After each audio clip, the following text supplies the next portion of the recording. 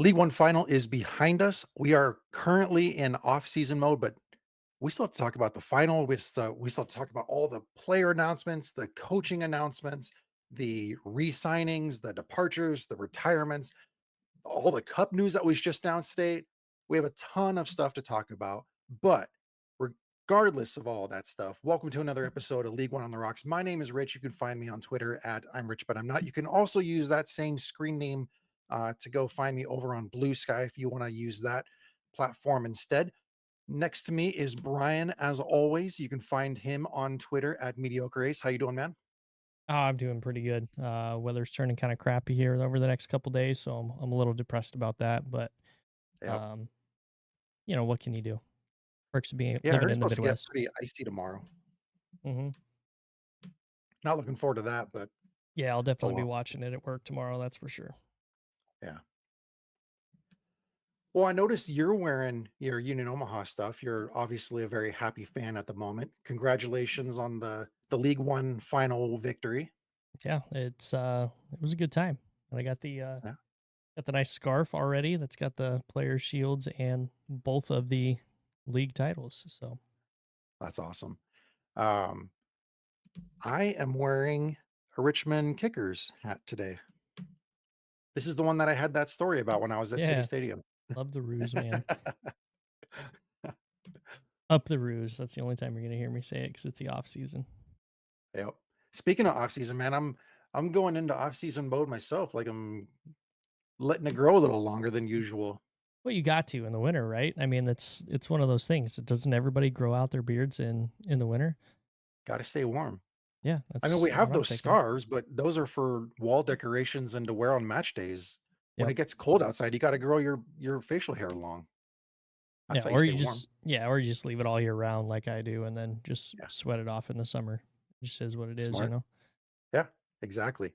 Well, you and I actually tailgated ahead of the final too, Did. and you and I have our own predictions that we do week in and week out for all the league matches. For hmm the final, while we were tailgating, your brother threw out his own prediction, and he was smack dab right on it. Yeah, he was very confident going into that. So the hat goes off to Colin on getting a perfect score on that one as a guest picker. Yep, that was awesome. Well, like I mentioned, we do have a ton of league news to get to. We still want to talk about the League One final a little bit. We have an announcement towards next week's episode. But before we get into all that kind of stuff, what are you drinking tonight? I just got water. I actually went out with Colin and one of my other friends on Tuesday night, so I'm still recovering from that. So I'm sticking in the water camp right now. Nice, smart. I am going with Angel's Envy again tonight. I got it in. I already poured it, so it's already in there, but it's in there. So we didn't hear the cork seal this time, but Nope. I'll do the. How about close enough that? for me. I like it. All right. So there's a ton of news to get to. And obviously, virtually every single team has had some sort of player announcements in the past couple weeks since the final has, obviously ended. Almost every We team. can't go through every single player that's mentioned in every single one of those, but there are certainly some big names that are listed in some of those re-signings, some of those departures, availability, retirements, all that kind of stuff. Um, but we also have some inaugural player signings for some of our incoming, new clubs to League One. Like we have FC Naples. We have news from them. Westchester, Avialta FC. So I mean, there's certainly some news coming out of those camps as well. It's good to see them getting players in their club umbrella as well. Yeah, I mean it's always a good thing when teams come out swinging early on. And there's some good ones. I mean, just jumping into the first one for FC Naples. I mean, they signed midfielder Jaden Onen as their first ever signing. So obviously, they played with Yeah, Madison and Lexington, a player who's been in the league for a while and whose name never really goes away in the league. So huge signing for them. Definitely a very good situation for him moving forward. Yeah, he's he played at Ford Madison, he played at Sporting, he played at Lexington, hoping that the situation in Naples is certainly a good enough one where he can continue to shine. He has a ton of potential to really contribute to whatever club he's with. Hopefully that happens with Naples. Yeah, I agree. Um, And I mean, I'm I also think wondering yeah, go ahead. how that's gonna affect because we've seen some of the other signings from around the league. One mention that we should do before we talk about some of the other, teams here, with Northern Colorado no longer being a part of USL League One, Defender of the Year, Bruno Rendon, was, seen signing with USL Championship side Indy 11, so that's a big movement there too. Yeah, and I mean, honestly, even if Northern Colorado didn't leave the league, I don't think Bruno was going to stay in League One after the couple of seasons he's had here. I mean, it's a well deserved call up, not even a call up, a well deserved signing to a championship team. So, um, yeah, definitely big props to him, and something that probably should have happened earlier. But I mean, props to Northern Colorado for keeping him around as long as they did, because obviously his talent speaks for itself. Yeah, and with some of the social media posts that Eamon Zayed was making, um, obviously he has deep admiration for Bruno Rendon. So, obviously, that if Indy 11 reached out to ask him his thoughts on him, that he was sending him a glowing review. Definitely. And you mentioned Jaden Nonan going to FC Naples. Another incoming club for USL League One is AB Alta FC, and they signed Miguel Ibarra. Yeah, I'm another personally good one. excited about that one. I know that he's very excited too. He's going back to his home, neck of the woods and all that kind of stuff. Um, but I've been a fan of Miguel Ibarra for a long time. Hmm. Yeah, I great. I speak highly about him consistently, but Yeah, I feel like this is going to be a good one for him. yeah, great player. And it does wonders when you go back to a place that you're familiar with, and a place you like being. So that's another one. These teams coming in to the league this year are not messing around. They're coming in with the full intention of competing. So um, maybe we'll see some more guys that were some prominent bench players last year get a shot with them. But I think moving forward, it's this league is we thought it was tight this year. I think it's going to be even tighter next season. Yeah, totally agree. And with the signing from Naples, I wonder if they were looking at Spokane and seeing, you know what, signing a pivotal central midfielder like Louis Heel would actually be a really good idea. So maybe we should sign a midfielder like Ibarra Hmm. because he has the passing capability to put anybody in the box and set them up for an opportunity. Yeah, I agree. And And so then no, go ahead. yeah, I was just gonna say, moving forward, I mean, since we're talking about all the new ones, Westchester coming in and announcing wingback Kamar Lawrence as their first ever signing. He's a Jamaican international and has played in the MLS. So again, just another splash signing for a new team here. I love it. I think it's great. Exactly. Um, Yeah. and I think signing a wingback as your first ever signing kind of shows what their philosophy is going to be. They're going to want to look to push the ball up those sidelines, and they need a guy that can do that. So, and I think everybody that watches Concacaf soccer knows about the Jamaican international team and the speed that team has at all times on the pitch. So Yep. that's a good signing, and that kind of tips their hand a little bit, but maybe they don't care. Yeah. Recently, I think it was US playing Jamaica. I think it was what Nations League or something like that, maybe. I don't know. I can't remember. Hmm. But it really hurt to to watch Jamaica because for as a Villa fan, Leon Bailey plays for Jamaica. And it hurt because like I wanted Leon Bailey to have a good match, but at the same time, I still wanted him to lose, Yep. It's always Those the mixed double-edged sword there. exactly. Yeah. What do they say? Club over country or country over club? It really depends on your point of view on that one. But Mhm. Yep. And then as we look at some of the OGs of the league, we look at some of the other teams within the league. Ford Madison, one of the OGs, they re-signed their head coach and technical director Matt Glazer to a multi-year deal. yeah, I mean, after the season that they had, and even our conversations with Matt, it makes sense. The guy has a vision. He wants to continue that vision. He loves it up in Madison. Madison loves him. And I think it would have been foolish for them to kind of move away from something that they've built and is just now seeming to get the traction that it needed to be super competitive in this league. Yeah.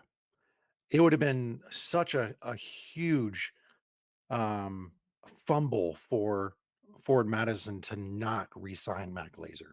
I agree. So that was a great decision on their part. Along with that good decision, they also brought back midfielder John Murphy Jr. and goalkeeper Burn Shipman. Those are also going to be vital pieces to the team's success next season. Obviously, Burn Shipman had a great season this year.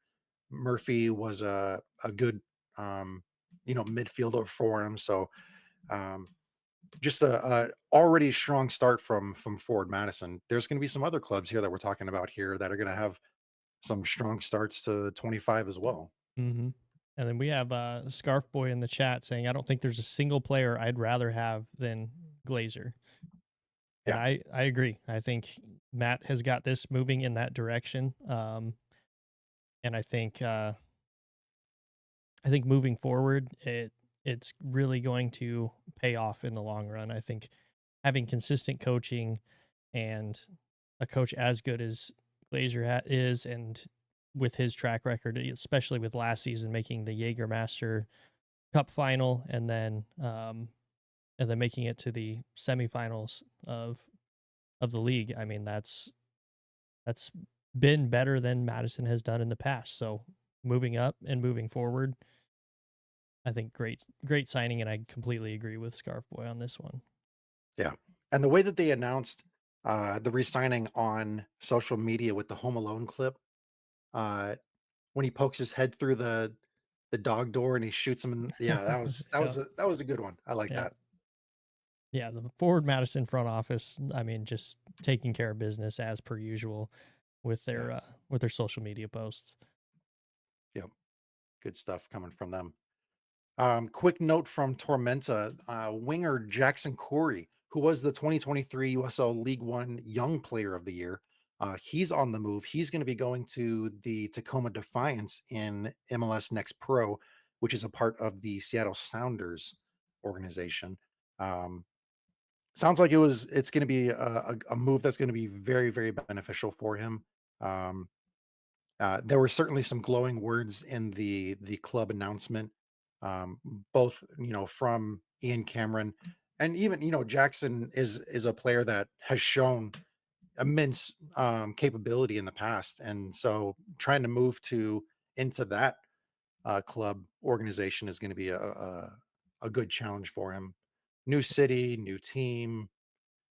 He's not going to be playing on the senior team. He's got to work his way up there. So um, there's gonna be some challenges, in that transition, but it's a good challenge for him, so, Yeah, and I mean, it always hurts to see a guy go from the USL to MLS Next Pro.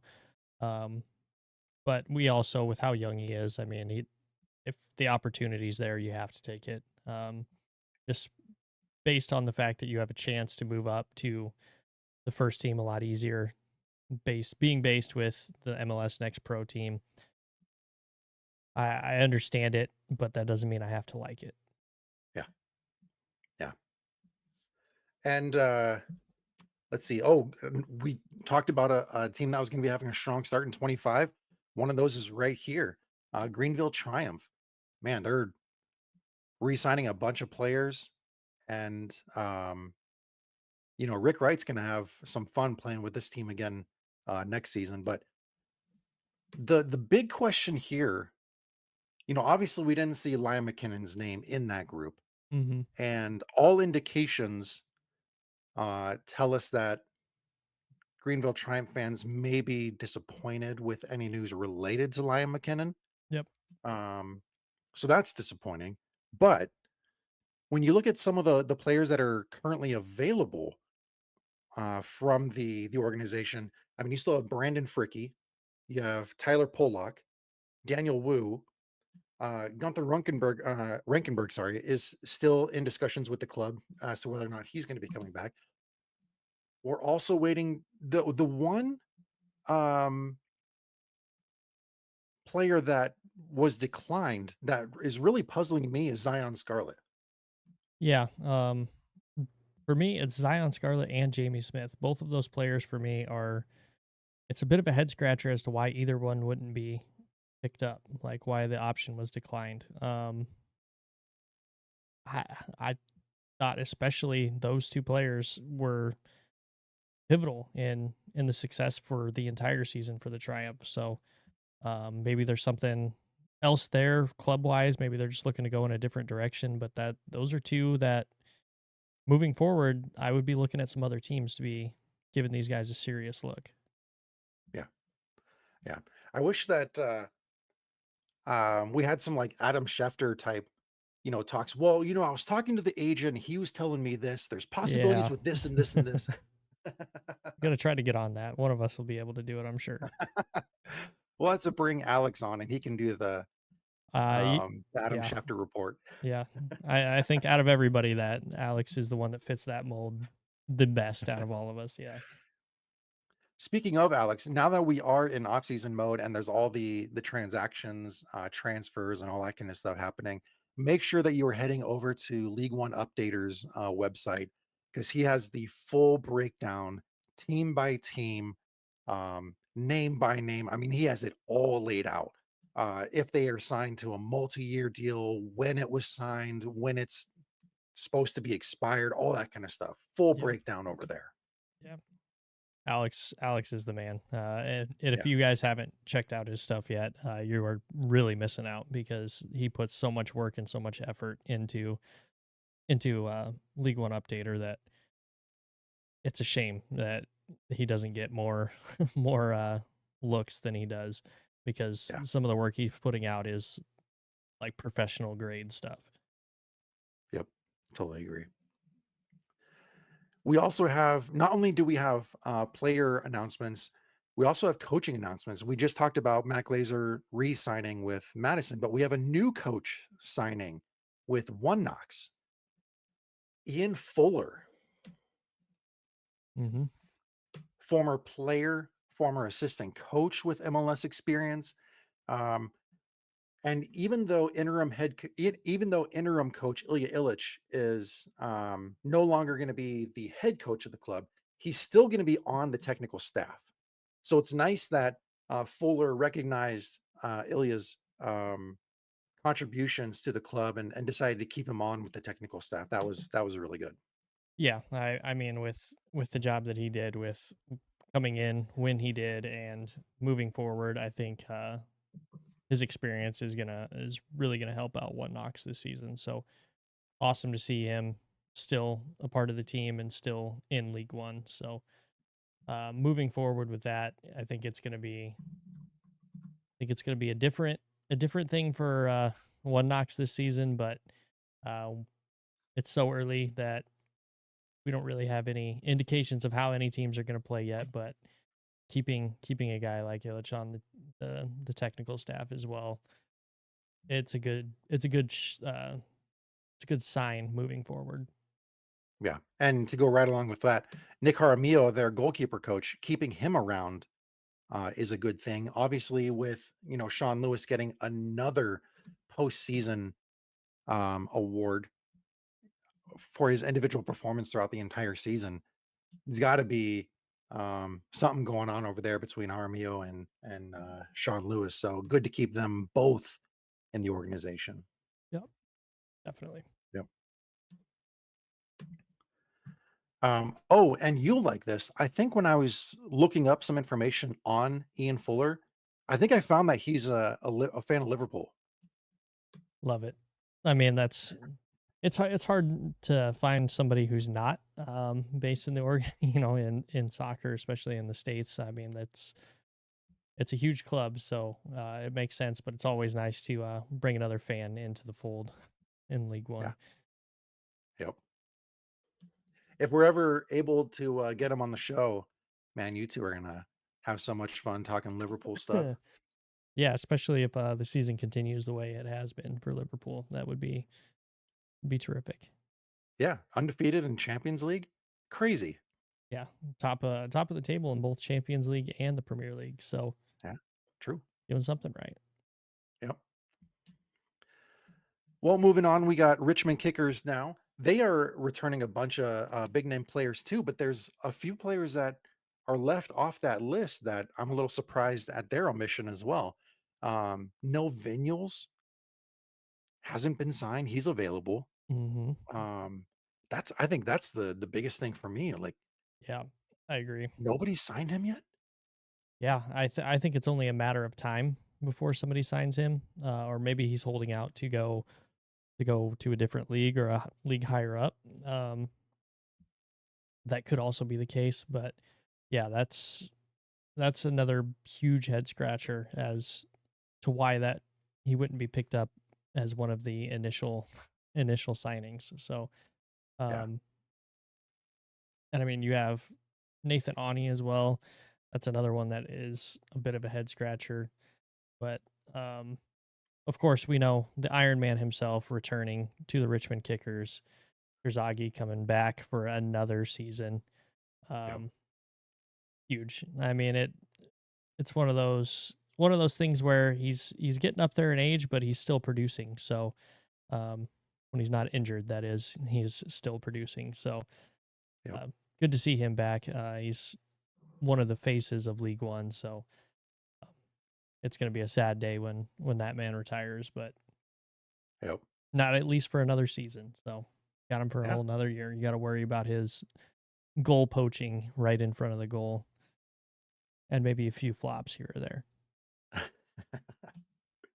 The memes are awesome. I love it. Only And gets better. leading scorer Chandler O'Dwyer's coming back. Huge. Playmaker Adrian Billhart's coming back. Goalkeeper Pablo Hara. I think it feels like Pablo Hara is moving more into like a player coach type Hmm. situation because we saw him get less playing time toward the end of the season, especially as some of those academy players started getting more and more minutes as the season went on. Speaking of academy players, Griffin Garnett, Landon Johnson, Beckett Howell, they got re-signed too. Yeah. So it's cool to not only see these academy products get signed into their initial contract, but then to also bring them back. Hmm. That's cool. Yeah, and I think it kind of shows what Richmond is going to be going for. Maybe that little bit younger lineup mixed with some of those guys that have been around for a while. Um, show them the ropes. It kind of feels like Richmond's going to be playing the long game a little bit this season. Um, they may not do as well as they would like this season, but you get experience under the belt of those academy kids for the entire length of the season. That's going to bode well for the future for them as well. So, um, maybe not a banner year for Richmond just based off this initial signing, which again, it's so early that I'm making initial like looks at teams with hardly any players signed, but um moving forward, I think they're going to grow into themselves as the season progresses. So I'm going to be very interested to watch and see how this mix of young kids and kind of the old heads of the league mix into this team. Yeah. I mean, this season they were able to snag the 8th seed right before the playoffs started. And with 8 teams making the playoffs next season, and we're gonna have 14 teams, still the odds are in your favor of making the playoffs, Hmm. especially with a returning, group of players like this. Yep. You would think that Richmond would have to be in the mix. Hmm. Definitely. But we'll see how the rosters shape out for the other teams. Another team that we can be very confident of having another good season next season, Spokane Velocity. signing 13 players from last season, 9 of which were in the starting 11 for the final. So, I mean, that if it ain't broke, don't fix it. You know, they made the finals in their inaugural season, one of only 2 teams to do that, excluding teams in 2019 when everybody's inaugural season. Yeah. Um, yeah, I mean, it's hard to argue with it. They had success, they got to the final, run it back.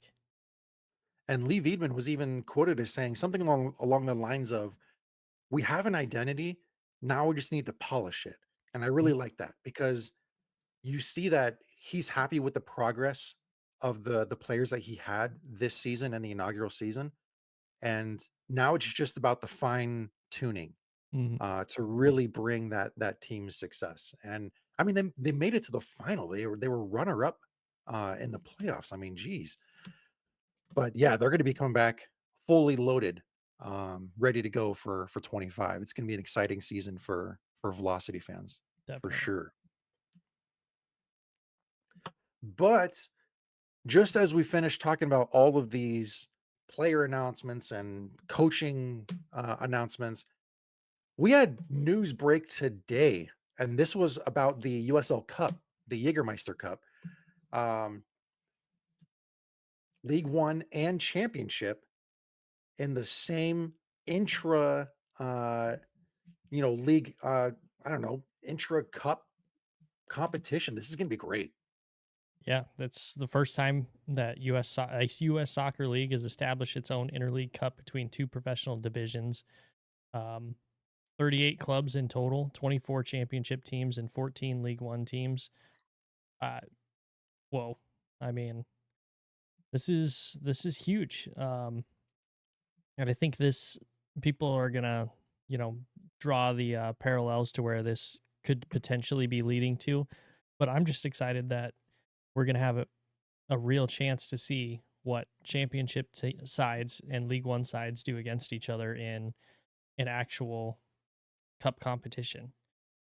Because there's precedent for it in the Open Cup where League One teams are beating championship teams on a fairly consistent basis. So I think this is only going to make the Jägermeister Cup better. I think last season they probably couldn't get the buy-in from the championship squads quite that early. They wanted to see if the competition would be able to draw eyes and be worth it for them to play in, and evidently the money was right and the stars kind of aligned for this to happen, and I'm more than excited to see this. Yeah, this is really exciting stuff. As you said, with the Open Cup stuff, normally the League One teams would have to take a swing or two at League Two teams or other League One teams before they got to take a chance at a championship team or even an MLS team. But whenever they would face off against a championship team, it was not a walk in the park for either team. Oh, And there were plenty of times when the League One side would come out victorious. It was cool to see those upsets happening. mm-hmm. Yeah. Um, I mean, it's we've got a bunch of the groups. So the way this tournament's going to work is the World Cup style tournament. You're going to play 4 matches, 2 home, 2 away. Your home assignments are randomly drawn, and the hopefully it's a ball draw and not a envelope swap with names that you want written on the back. So they pick the correct one in the correct order, like the Open Cup does. But we do know it starts on April 26th and the group stage ends on July 26th. So moving forward from there, the top team from each group advances automatically, and you'll have 2 wildcard teams going in for the knockout rounds. So the Cup final set for October 11th. So a little bit later in the season again, which it's going to keep it exciting for the uh, the whole season. And of course, PKs settling draws at the end of regulation, and goals scored is the first tiebreaker. So they're keeping the tiebreaker and the the penalty kicks at the end of regulation if it's tied. So I think they liked that dynamic last season. I know I did. I think there was a lot of really good matches that came down to penalties. So um, moving forward with that, I think it's going to set it apart. Other than being, an interleague competition for the first time in the United States, I think that's just another thing. I think it's going to draw more eyes to it. So I'm here for it. Yeah. And if you're think about it from the business perspective as well. If Jägermeister is continuing their investment in this cup, this tournament just got way bigger with all these championship teams coming in. Yep. Now Jägermeister's name, their brand is getting spread that much wider. And think of 30. like the now you can see like how invested they are with all of these teams, with all like the regions that they're going to be a part of. Um, Man, smart idea for Jägermeister to jump in early. Yeah. And I mean, you're going from 12 teams to 38 teams. This is a big thing going through. Um, Yeah, a, a little bit. I mean, we'll get into the like what groups everybody's in here in a second, but I for one feel like this could have been done a little bit better. I know it's difficult with the way the teams are kind of spread out, but at least in group 2, I think maybe could have been a little bit better had forward Madison been brought into the fold of that group. I think you're missing an opportunity to have a derby in that one, but um, otherwise, I mean, the groups are set up really really well for what they could do. So moving forward, I mean, I like it. We'll just have to we'll have to check it out to see. yeah. I like how it's similar to the Open Cup in that it's regionalized. But at the same time, I don't because of the fact that Open Cup is regionalized. There's always the opportunity that these teams and these groups could face each other in the Open Cup Mm-hmm. before they play each other in the Jägermeister Cup. Right. And so you don't want to constantly see your club facing off against the same teams every single year. So I like it because it keeps everything regionalized. It's a lot easier to get to them on match days.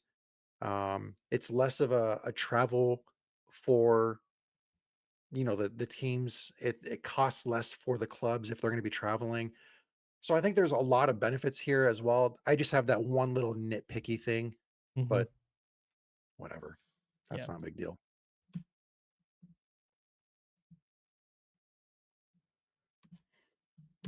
But yeah, moving on from Jaeger Cup. Oh, well, we should get into the live chat. We got a bunch of comments coming in here. Yeah, we do. Oh, let's see. Scarf Boy saying, "Gosh, I hate PKs." Talking about the Jägermeister Cup. I mean, I guess unfortunately, I know Scarf Boy being a forward Madison fan, I got to throw the shot in there. Yeah, you probably would hate penalty kicks. CJ coming in saying, "I for one cannot wait for more Jägermeister shots." Sean coming in again saying Ford Madison FC versus Detroit City FC would have been wild. I completely agree. Ooh, Those are two rabid fan bases, and I feel like those two going at yeah, each other, the memes would be spectacular for that one. When you have yeah, two supporters groups that are that crazy. Um, good things good things for neutral fans happen, and we would have to see how that kind of went with those two teams. But Scarfoy saying I like Pens versus Omaha. Again, you would like Pens, yeah, makes sense. I like his comment about the disagreeing and maintaining rivalries. I think that's a good point because it's so regionalized and because there's League One teams facing championship teams. There's a greater chance of the rivalries. But at the same time, I wish they would have considered those rivalries when they were making the group so that we could have a Ford Madison versus Detroit City. Yeah, yeah, that one didn't end up happening. Detroit was just There are some teams that got kind of the short end of the stick when it came to the groupings. I think Detroit City's one of them. I think Omaha's one of them. Everybody else, I mean, you're decently close to all of the rest of the teams in your area. I don't know. I mean, I think they probably did the best that they could with what they had. I'm sure they had looked into some of the travel logistics and everything like that. I'm sure the league did their homework on this one, and this is what they came up with as the best. But um, Yeah. it is what it is. And I do agree with Soup Loops. I do hope that these matches are on the weekends so that everybody can travel to those matches. That would be great. Rather than having any sort of midweek type situation to preserve the league play, I would love Hmm. to see those stay on the weekends. Yeah, I agree. And Sean coming Good to in see Soup Loops saying, back in yeah, the chat though. and Sean coming in saying, an away day to switchbacks will be fun. And he wishes Des Moines Menace's C team had been live by now. Yeah, I think Yeah. everybody in Omaha is definitely waiting for that easy hour and a half, 2 hour drive for to play a team. Uh, Ooh, I didn't even think about this. League One champion versus championship champion. be a good Ooh, one. that markets itself. It does. It does. Switchbacks and Union Omaha. Hopefully that. See, that's one of those where you think maybe the ball draw would be better, but then you're thinking, yeah, but I'd really like to see Colorado Springs versus Union Omaha. Yeah. And personally in Omaha would be my wish, but we'll see Yeah. how it goes. Their unified series teams have played against each other, but Mhm. their USL teams haven't played off Nope. against each other. Yeah. Okay. No, Omaha generally in the Open Cup has gotten El Paso Locomotive twice and have Yeah. beaten them twice. So um, And they're paired with them in the they group. are in that group. Well, we might as well kind of go through the groups. So if you don't know, um, listen for your team and you'll be able to know what group you're in. So group one is AV Alta FC, Las Vegas Lights, Monterey Bay, Oakland Roots, Orange County, Sacramento Republic, and Spokane Velocity. It's a tough group. Yeah. Group two, Colorado Springs, El Paso, New Mexico United, Phoenix Rising, San Antonio FC, Texoma FC, and Union Omaha. Another decent group there. That's a good one. Yeah. I think Texoma and El Paso, and I'm only saying Texoma because we don't know what their team looks like yet, but those two Yep. teams are like, how the hell did we get this bad of luck to be put in this group? I've seen group of death being thrown around on Twitter a little bit already. That's a tough group. Group three being Birmingham Legion, Chattanooga Red Wolves, Forward Madison, Indy 11, One Knox, and FC Tulsa. So three USL one teams in that one. Yep. Group four, Detroit City FC, Hartford, Pittsburgh Riverhounds, Portland Hearts of Pine, Rhode Island FC, and Westchester SC. That group makes sense except for Detroit for me. Yeah. I That agree. one seems a little out of place. I think they had to put them into a group, and that's just the one that fit. Group five, the Charlotte Independents, Lexington SC, Loudoun United, Louisville City, North Carolina FC, and the Richmond Kickers. So another good. That's a solid regionalized group right there. But I mean, I guess it's a lot easier in the the south and or in the east and the southeast to get these groupings together. And the final group, Group Six: Charleston Battery, Greenville Triumph, Miami FC, FC Naples, Tampa Bay Rowdies, and South Georgia Tormenta. So another group of three USL one teams in that one. All good groups. I think there's going to be some things in these. I think you're going to see maybe some old rivalries. If you're talking in Group Five, getting put back to the forefront. and maybe some new ones moving forward here in the rest of them.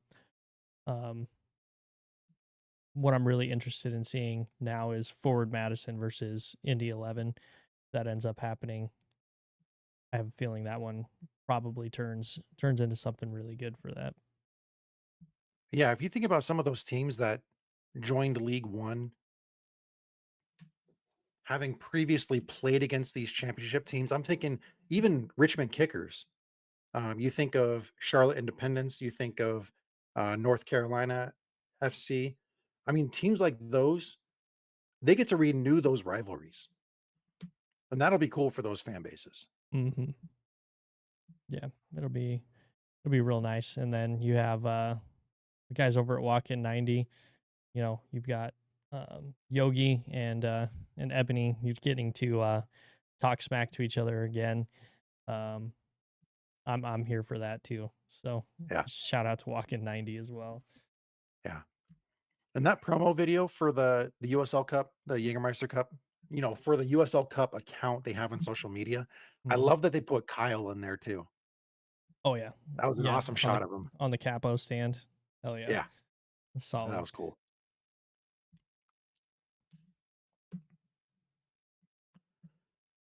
So I mean, we've gone through the groups. Like I said, that's where you guys kind of are at.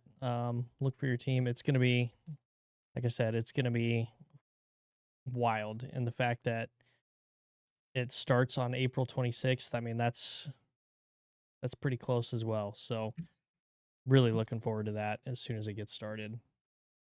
And then Yeah, I scarf. feel like the storylines are gonna be endless. Yeah, I it's it's gonna be a good time. I'm really excited to see it. And if we see some USL one teams take down some championship teams, maybe that puts a little bit of pressure on those championship teams to maybe reconsider promotion Well, if League One teams start beating up on championship teams, there's no way we're getting pro rel. relegation. You either want the shot at glory or you want promotion relegation. Yeah. You know what? Honestly, I don't mind taking the shot at glory too, because I feel like Oh, that's just as much.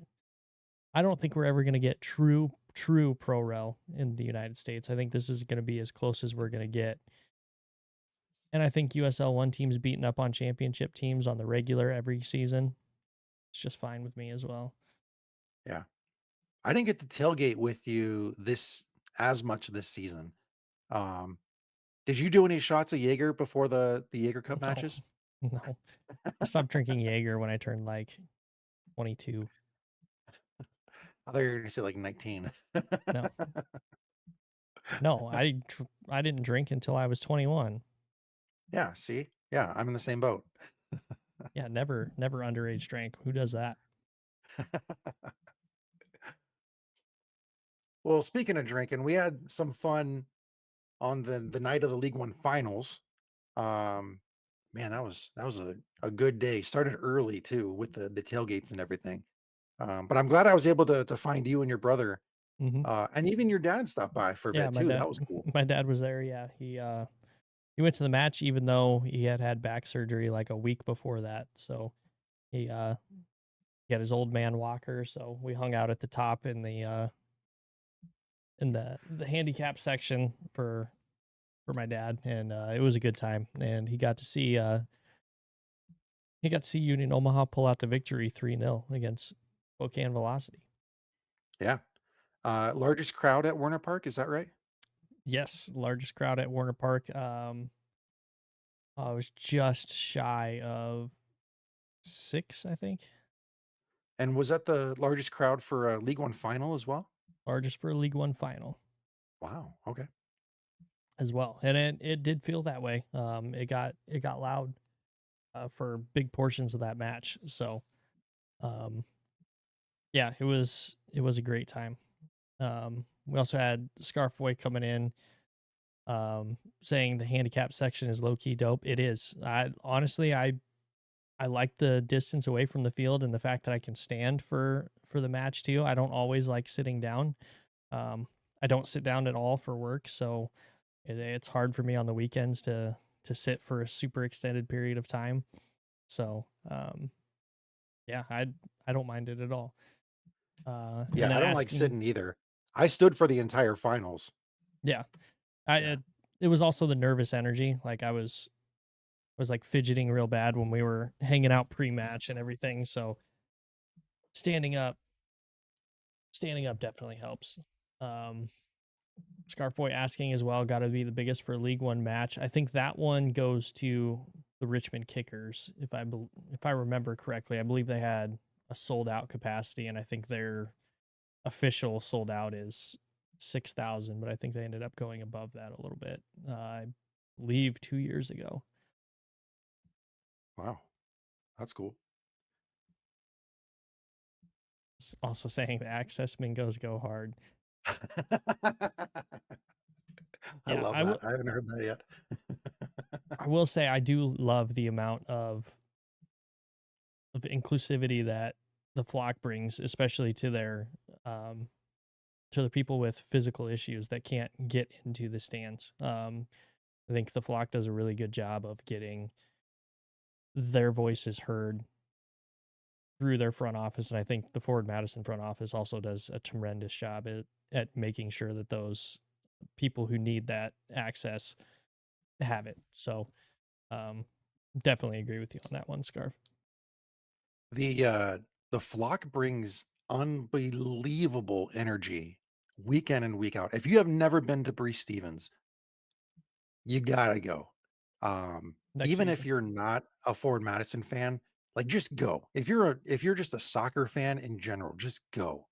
Um, it's a social event, it's a soccer event.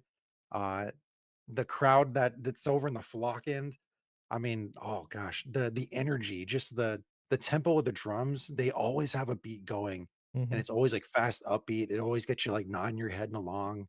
It's cool. It's a good time. Yeah, I could do without the flamingo calls, but we'll I've made my opinion on that very well known. So um Yeah. but you know what? It's one of those. It's not for me, but it is it is definitely cool, and it is one of the things that makes them uniquely them. So If you ever hear that during like any sort of like a set piece or corner kick or something like that, you know exactly like who that person is a fan of. mhm. Yeah. Sean coming in saying it, agreeing with you, Rich, saying it is a blast, and he wants to go for the Henny Derby. Ooh, I was there this year in April and it was such a fun time. I think it was the home opener for Ford Madison and um there was a bicycle kick in the second half. I mean, it was a typical rivalry match. I mean, they were going at each other. It was Hmm. such a fun match. The environment was great. The weekend in general, I ended up staying in the same hotel as Richmond Kickers too. Didn't even Nice. mean to. I got in the elevator one time, I'm like, holy shit, I know these guys.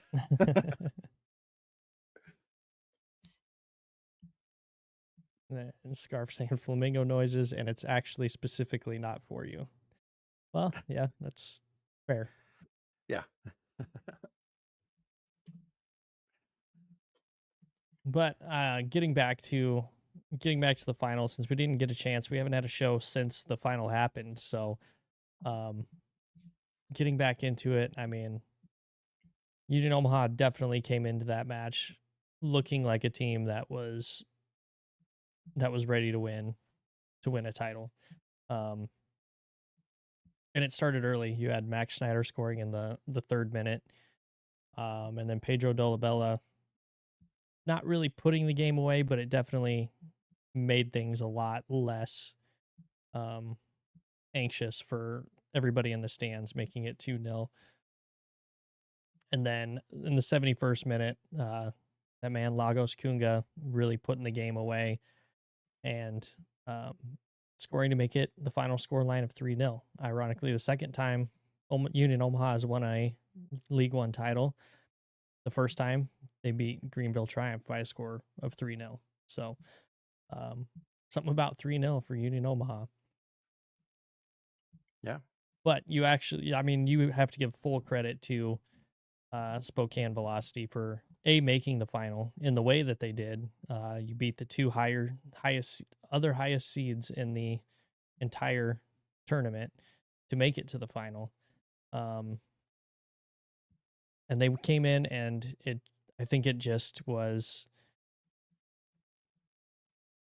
I think Omaha's depth and I think Omaha's just amount of talent on the pitch just kind of overwhelmed them at times. And Spokane looked like a team that had played the two other toughest teams in the league the 2 weeks prior. So, um, but that no way takes away from the amazing season that they had. And coming in, Warner Park is a hard place to play anyway. So I think Omaha just had a plan for specifically the pitch that they play on, and they executed it perfectly. And I don't think Spokane was I don't think any team would have stood in Omaha's way the way that they played for the final. Yeah, for the teams who move the ball quickly, playing on a bigger field lends them an advantage when they're playing against Union Omaha. When you're playing on a small field like Warner Park, you can't escape Union Omaha's pressure. There's wave after wave after wave of pressure coming from them. The way that they rotate their top line, even if you get by their top line, they already have players in place to fill those gaps for the next line. And they keep their lines nice and tight. So even if you thread a pass or you beat one player, you're immediately going to be facing another player from Union Omaha. So that wave of pressure, just just the relentless pressure you're facing time and time again, you're either going to get nervous on the ball or you're going to make an errant touch. Either way, it's going to have a huge factor on your confidence on the ball facing that kind of pressure for 90 minutes. Mhm. Um, so for Union Omaha to go in there with the plan that they had, I think you and I talked about what formation they were going to be going into, as well as some of the tactics. And Union Omaha uh, went in. I think they went in with a 4-4-2. Mhm. And It's very fluid though. It didn't yeah, A lot of times they drop to a three back, and we're just trying to move pieces around, move pieces around on the chessboard, and their pressure that they brought kind of facilitated the need for them to drop to a three back set at times. yeah. Um, and the way that they filled gaps, um, and they didn't necessarily always have to have a high line of initial contact, or they didn't have to press high with their defense. It was just simply a matter of working the two lines together to make sure that the ball was going to be held in a small confined space, and you continually shrink it down to the point where they can't escape, and you force a turnover and you make an opportunity from it, and that's what they did. Mhm. Yeah, and I think scoring as early as Omaha did kind of lent itself to them being able to not necessarily throw as much pressure forward as they would have had to otherwise. And I think that really helped out some of their legs. It looked like late in that match, there was a lot of runs being made that were getting cut off um, from Spokane. So I think tired legs kind of set in towards the end of that one. Um, and then when you're facing such like when you're facing the pressure that Omaha was giving as soon as you cross the midline, I think that kind of wore on some of the psyche of the defenders as well for Spokane. And speaking just kind of specifically on the Lagos Kunga goal at the end, I mean, he takes the ball in the box, fakes a shot that really didn't have much of an angle to go in, and it got the defender to jump on it, and then goes around him and takes an even tougher angle and outside foots it into the side of the goal. I mean, that's kind of what Lagos Kunga does, and don't think he gets that goal if Spokane isn't so worried about Omaha's overlapping runs for the entire match. So I think there Yeah. was a lot of things that went in Omaha's direction in this one, um, and I think it unfortunately for Spokane, I think they got unlucky with a set piece early, and that put them behind the 8 ball, so they couldn't play the type of match that they needed to play to be able to beat Omaha. Yeah. And that goal from Lagos, like you said, tight angle outside of the foot. That's the insane part, Yeah. man. And that happened right in front of where I was at for the final too. That was Hmm. crazy. Yeah. I mean, it's one of those. I've been singing that dude's praises all season, and he's delivered every time he's been called upon. So I would be very curious to see if he stays in Omaha or if he gets a look somewhere else. Yeah. I think you and I were when we were talking about some of the matchups, we talked about Brooks Thompson against I think Pedro Dolabella at that point. We also talked about Luis Heel against some of the midfielders for Union Omaha. There was one matchup that I was particularly looking forward to watching, and it was Jack Denton against Omaha's wingers. Hmm. And there weren't there were some good challenges there, but at the same time, I don't want to say that Jack Denton was completely like neutralized in the match, but at the same time, Union Omaha didn't spend a ton of time on his side of the pitch. There was a lot of play in the middle of the field that didn't exactly warrant Denton's expertise to challenge the wingers. So that, I mean, for me, that was like a very minor letdown because I wanted to see that matchup, but Hmm. um, I mean, I was still happy just to be able to watch, some live soccer. Yeah. Yeah. And it was good. The weather actually held out really well for that too. Yeah, Was not bad at all. Um, yeah.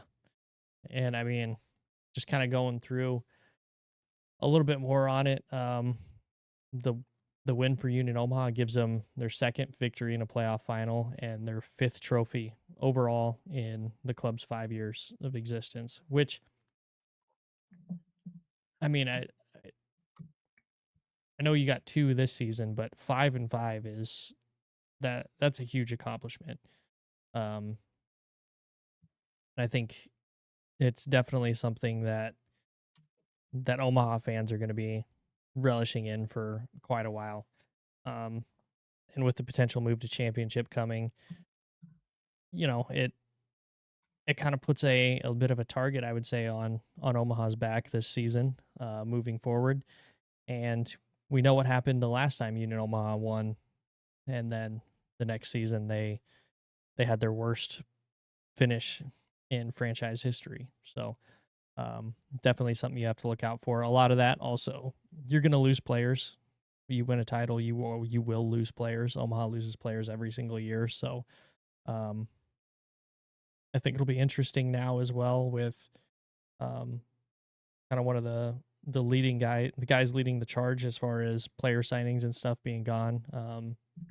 Peter Marlette not being the general manager, I think the front office has a bit of a hill to climb, and I think the coaching staff also has one. So we'll have to see kind of where they end up after this season. But that being said, they also went through the same thing last season and still won the Players Shield that year. So yeah, it'll yeah. be interesting. I think we still don't know what Omaha's roster moves are. They have not announced anything yet. So Anything. yeah, we've got literally nothing from Union Omaha as far as signings, declined options, anything like that. I think there's a few guys like gosh, now why am I forgetting his name now? Just signed him, the academy kid. Um, oh Are you talking about Brandon? no, no, I don't remember his name off the top of my head. But in any case, we're gonna have he's obviously gonna be back, having just been signed late this season. Um, I'd assume Rashid Nuhu is probably gonna be back. I think him him being the keeper here, I think he's also on a multi-year deal. It might be his last year of a multi-year deal. I don't know. I'd have to check League One Updater to find out. Exactly. And Yep. Tim, yes, Bronick. Oh, Bronick. Yeah. Hmm. Okay. Um, Thank you for the assist, Tim. yeah. Can always rely on Tim. Um, we've seen some hints on social media, but nothing that would be like a confirmation one way or the other. Hmm.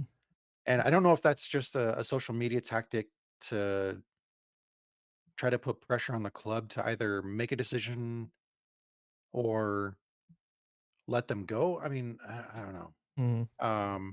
But we've seen some activity on in some of their social media accounts that would lead you to believe one thing. We're just waiting for the ultimate confirmation from the club with a formal announcement. Yeah. And I mean, Steven Dos Santos retired, so he's not coming back. Um, and I think everybody can see writing on the wall for other players. Um, we don't know yet, so I'm not going to put that out in the ether quite yet. But there are some players who outperformed League One this last season, so I would assume that they're going to be gone as well.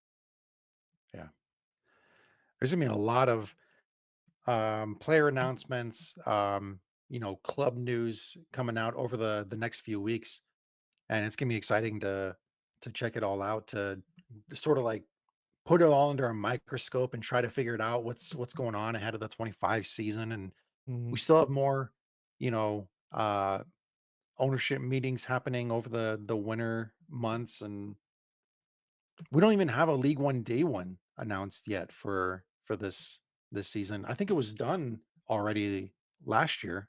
Yep. Yep. League One Day One was already behind us at this point last season, so one wonders if they're going to have it again. I hope they do. We had a lot of fun with it We did. on the show we did after it, so Yeah. um, it was a good time. Going back to the live chat though, we have Harry Austin coming in saying evening League One on the rocks. Harry, it's good to see you again. It's And going, Harry. hopefully San Antonio FC gets to visit Texoma. I agree. That would be a good one. Yeah. Feel sorry for Texoma uh, being in that group. That is a massive group to be Yeah. in for your first season. Yeah. And then Scarfboy asking, do you really think Nuhu is coming back? He seemed creaky last season. I think he is. He he has never had a super bad season since he's been in League One. Um, he's had seasons that have been better than he was this season, but um, we also got to remember too, Omaha would not have been in the final had it not been for Anuhu's save in that first round matchup against the Richmond Kickers that Mm. sent off, the he had a save and then a lucky crossbar off sent off Lagos Kunga to score the only goal in that match. So That's right. yeah, I do remember that now. Yeah. yeah, if he doesn't save that first initial one, Omaha might not even be in the final. So I love that adjective too, creaky. Creaky is a good one. That's so good. Something you never want to hear as a goalkeeper is being referred to as creaky. I mean, he's getting up there in age. His knees might be a little bit creaky at this point, but Now you know whenever who's playing away on the road, people in the stands, whenever he's guarding the box in front of him, they're gonna have like squeak toys in their hands, like whenever he takes a step or something like that. actually a good one. Let's not put that one out in the ether. I already have enough trouble listening to Mingo noises. Don't give me another reason to like turn the volume down when I'm watching Forward Madison matches. Oh And man. Scarf coming in saying, "Do not tempt me." Of course, That's too good. you guys are Oh, they saying gotta. they already have a rubber chicken. Man, please tell me Oh it's the man, screaming one where you like squeeze it and then all the air goes out and then it inflates very slowly while screaming. those are awesome. I love all the videos that come out with those guys. Yeah, they're awesome when I'm actively looking for the video, not when, you know.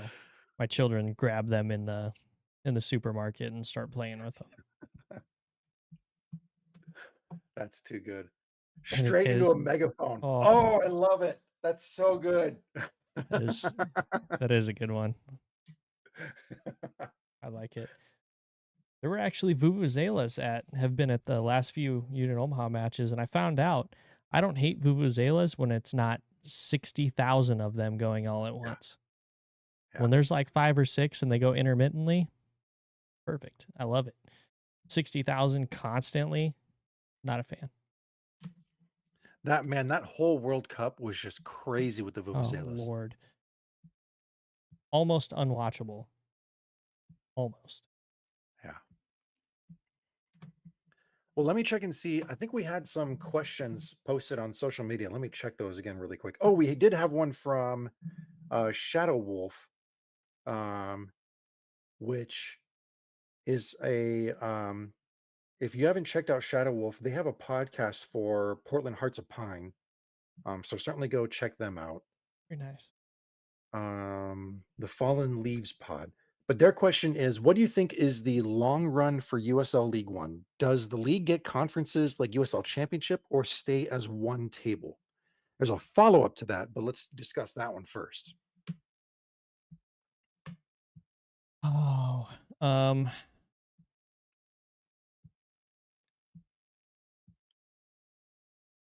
honestly, I'm not sure.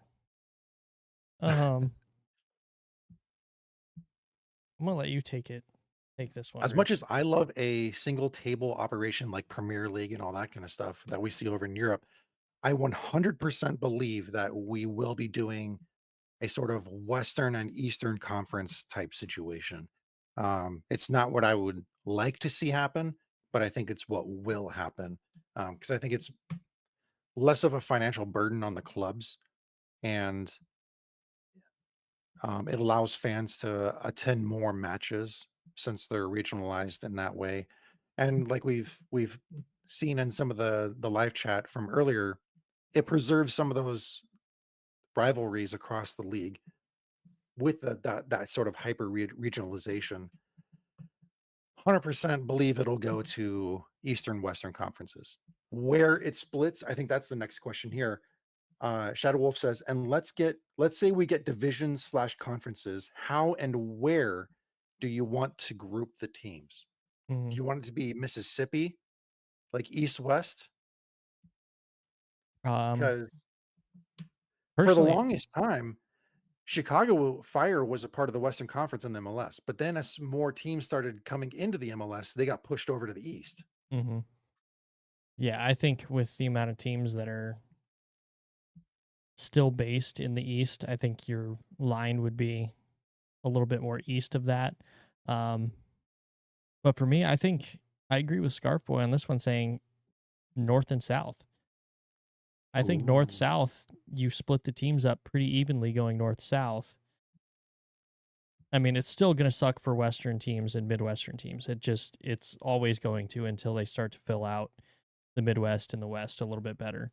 Um, but yeah, North South. I mean that would make it for some very interesting matches ooh. moving forward. The good thing though as well that I did hear listening to uh, the Forward Madison end of season review or whatever they ended up calling it is that the talks have died down of switching to a winter schedule. So thank God for that because nobody that plays in cold weather areas wants this. It would be awful for all of us.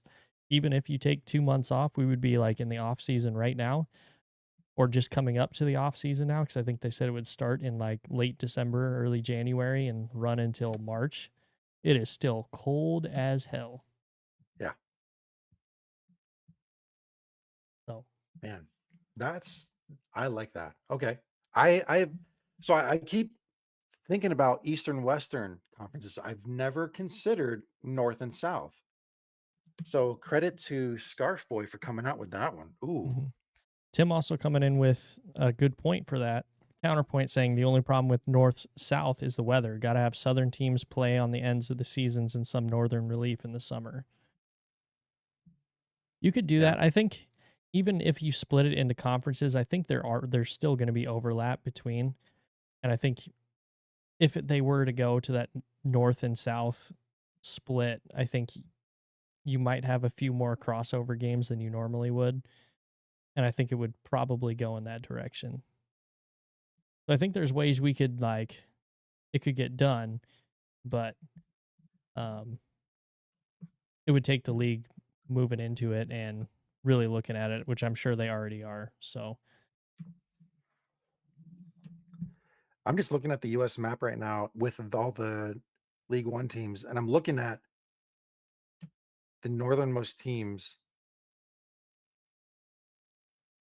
Man, that would be so much fun. Okay, yeah. That I Granted, Northern Colorado is no longer in the league, but the top 3 teams in the league, Union Omaha, Northern Colorado, Ford Madison, they would 100% be in that Northern Conference. you would think, you would think so. I could see some screwy line drawing going across the country, if that were the case. Um, Are they just gonna go by the Mason-Dixon line at that point? oh God, the memes, the memes would be. I mean, the memes are already good when Omaha plays Richmond and a certain PA announcer um, throws Yes. some throws some pictures up Yeah. on his Twitter. But I love that Scarf Boy's coming in here saying, oh snow no, game." Yeah. Get the orange ball out there, the orange start kicking that around. the orange ball when Madison, Wisconsin goes full Mingo. Yeah, I don't. No, I've been. That's how many games has Omaha played in the snow? Twice, and it was in the same In the Open season. Cup alone, right? Yeah, and it was in the same. No, it was because No, one was the snow North and like Carolina. sleet versus NCFC, and then Yeah, the one where it was actually snow that Parliament came out and cleared the snow off of the pitch for that one. So yeah, yeah, I've been to both of those. No bueno. yeah. And Scarf Boy coming in saying we can drop a snow kit, and Tim coming back with, "See, that's the real reason." I mean, Oh, it's so good. I love it. Scarf, there is nobody here gonna argue with Ford Madison dropping a snow kit. A A kit kit. with a hood. Oh yeah, I mean, Maine's got their long sleeve kit ready to go already. Why not put one with a hood? He needs to get hired by their front office, man. He's got some good ideas. I love it. I don't see anything else on Twitter. Let me check Blue Sky. Yeah, I don't you. see anything on Blue Sky, so we are good to go. Ah, so many good comments in the live chat tonight. This is awesome. Yeah, it's been Um, really great tonight, guys. We yeah, appreciate you thank guys you all coming in, for tuning in and joining the live chat. This has been really awesome. Some great comments tonight. being lively. I love it. Just in time to finish the whiskey. Perfect. So I Well, mean, before we that's wrap up, let me send out this suggestion. If you guys have any more questions, throw those into the live chat here. Otherwise, we'll go ahead and start wrapping up because we're yeah, coming up right on that time. yep. Tim, yes, I did get you. That's actually what I was doing when I was looking at my phone. And it is a pretty glorious picture, I'm not gonna lie. Yeah. Um, And I'm glad that we have Tim in the live chat tonight because after the final was done, he was down on the pitch doing his interviews, doing pictures. I mean, he was in the thick of it all mhm, for all the celebrations. So credit to Tim for getting so involved and for his writing and all that kind of stuff mhm. for Union Omaha all season long. Yeah. And also, just a big shout out to Tim too for coming in on this show a couple times, either being a guest or filling in for me when I wasn't able to make a show. So uh, really appreciate you, Tim, all that you do, and keeping the live chat lively as well too. Yeah. Every week we see you. Yeah. Well, look, as we start to wrap up the show, we do have an announcement for next week's show because even though it's the off season, we're not stopping anytime soon. We still have so much to talk about. We have some fun ideas for future episodes. We have plenty of interviews that are going to be coming your way throughout the off season. We'll take some time off for the holidays and all that kind of stuff so we can spend time with our families. But on a weekly basis, you are our family, and we're going to be keeping this alive and well each and every week. To kick that off next week, um, the 2023 and 2024 Coach of the Year and USL League One champion for 2024 season, Union Omaha head coach Dominic Casciato will be on the show next week to for an exclusive interview. Wow, can't even talk. Whiskey catching up to you. Yeah, there it is. Yeah, so I mean, look for that. We've had Dom on the show before.